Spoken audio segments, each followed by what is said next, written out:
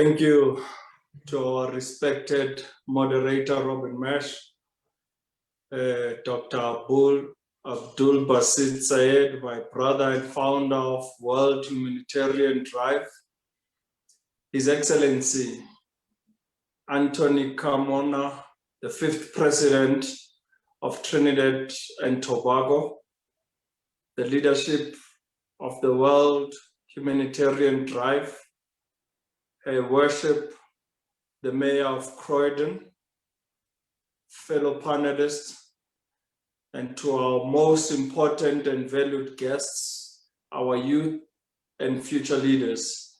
Ladies and gentlemen, good afternoon. I bring you greetings on this International Day of Conscience from Mvezo Komkhulu, which is a tiny village on the banks of Mbasha River in the Eastern Cape province of South Africa, a village that gave birth to the greatest icon of global conscience of our time. Perhaps it's not so difficult then to understand that regardless of how small you may be, if you embrace conscience, you can be at peace with yourself. If you act with conscience, you can be at peace with your environment. And if you manifest conscience, you can change the world.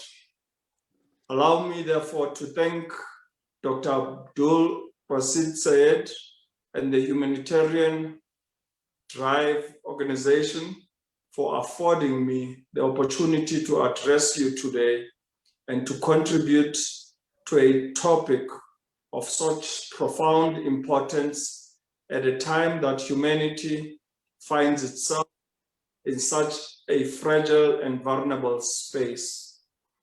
The global pandemic has brought in its wake many intended and unintended consequences, but perhaps one of the most significant impacts that it has had, it is to stop us in our tracks, to let us pause, to take the time to reflect and to cause us to ponder about the condition we find ourselves in as humanity, and to question every aspect of the lives that we live.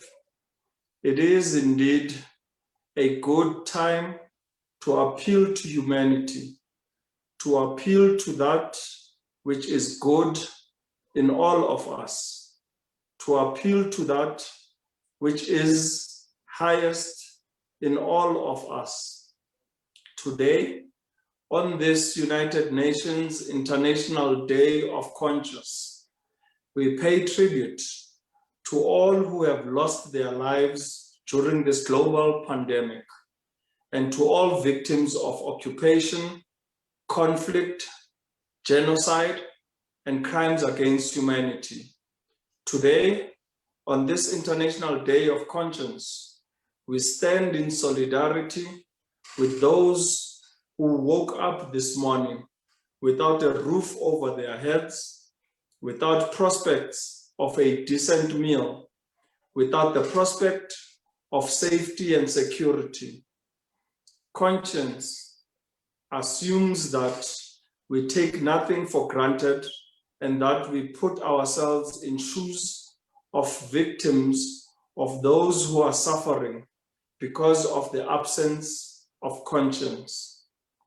The question that always beckons is, how does one build a culture of peace in a world that has been stripped of the conditions required to cultivate it? Can we sow thorns and harvest grapes, or witness the gross inequality, poverty, and hunger, and expect to harvest flowers and petals of peace? Can we as a collective stand by in silence and witness the destruction of human life, dissemination of homes, villages, and sometimes entire countries, and hope that we can build a culture of peace? Our world today is littered with the maimed bodies of children, orphaned babies, and wrecked lives of our young people.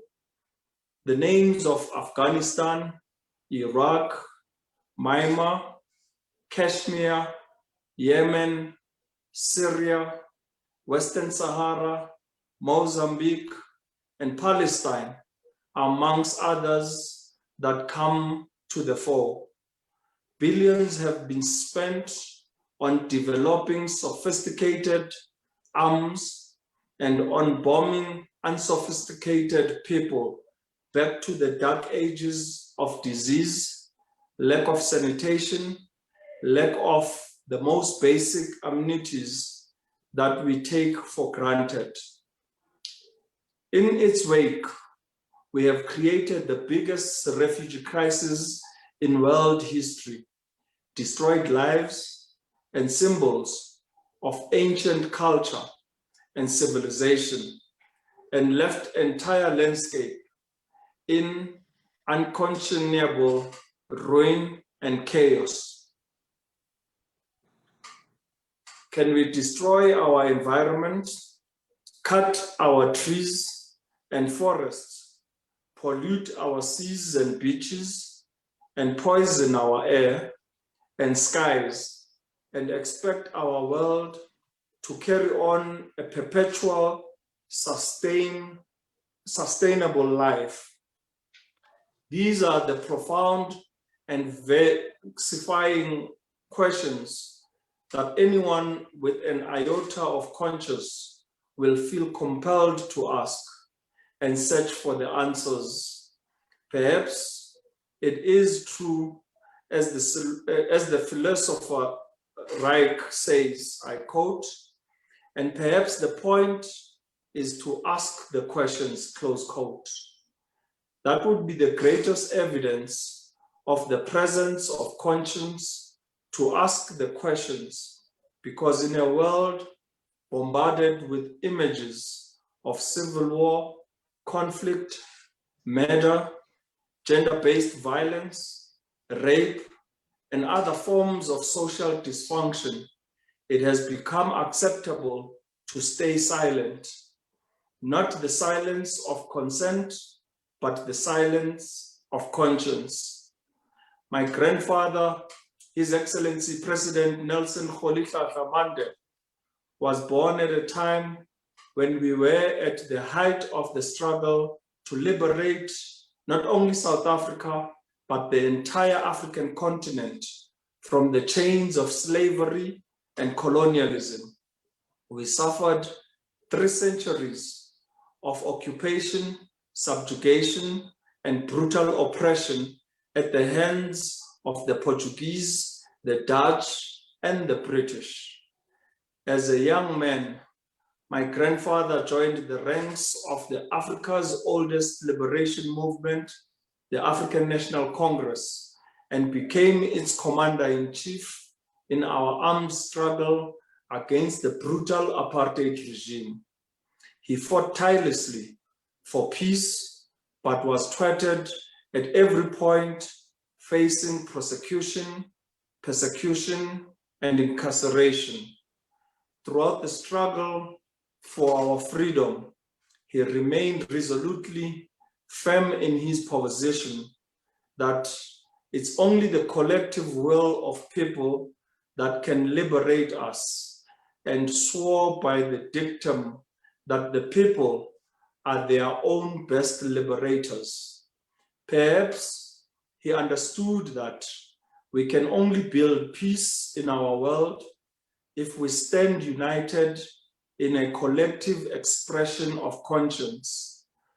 I am often left baffled by the very question of how we talk of peace in the absence of human rights, how we talk of love when all we experience is suffering, and how we expect conscience where there is no awareness, only apathy, ignorance, and the pursuit of nefarious agendas. May we on this International Day of Conscience, stand for peace, but also for justice. May we on this International Day of Conscience stand for love, but also in international human solidarity with the suffering, the poor, and the oppressed. Never in human history can the victim and villain be treated the same. Restitution, redress, restoration of a moral and just world order is a precondition for peace. Love is not the perpetuation of suffering. It is to stand in solidarity with the Palestinian mother whose infant child languishes in jail without trial. It is to stand united with the grandfather on the West Bank, whose ancient olive trees have been cut down to make way for an illegal settlement. Love, it is to hold the limp body of a youth teenage boy in Gaza, shot by merciless soldiers. President Mandela dedicated his entire life to the attainment of our freedom. He was equally dedicated to building a world in which we could all live together as equals in pursuit of peace, justice, and a culture of human rights and solidarity.